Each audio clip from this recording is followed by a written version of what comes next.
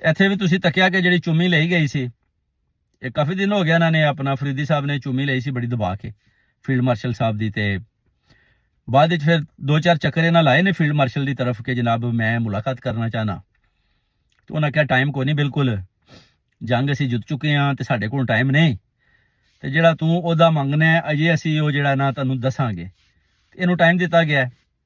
ਇਹ ਵਿਚਾਰੇ ਦੀ ਜਿਹੜੀ ਚੁੰਮੀ ਉਹ ਵੀ ਜਾਇਆ ਗਈ, ਬੜਾ ਦੌੜਿਆ, ਬੜੀ ਇਹਨੇ ਪੱਪੀ, ਯਾਨੀ ਬੜੀ ਸਖਤ ਇਹਨੇ ਚੁੰਮੀ ਕੀਤੀ ਸੀ ਉਹ ਜਿਹੜੀ ਸੀ ਨਾ, ਯਾਨੀ ਬੋਸਾ ਦਿੱਤਾ ਸੀ, ਬੋਸਾ ਆਪਣੀ ਤਰਫੋਂ ਨਾ ਬੋਸਾ ਦਿੱਤਾ ਸੀ ਇਹਨੇ। ਤੇ ਉਹ 2 ਦਫਾ ਇਹ ਗਿਆ ਵੇ ਤੇ ਫੀਲਡ ਮਾਰਸ਼ਲ ਜਨਰਲ ਸੈਦ ਆਸਮ ਮਨੀਰ ਸਾਹਿਬ ਨੇ ਕੋਈ ਲਿਫਟ ਨਹੀਂ ਕਰਾਈ ਇਹਨੂੰ, ਬਿਲਕੁਲ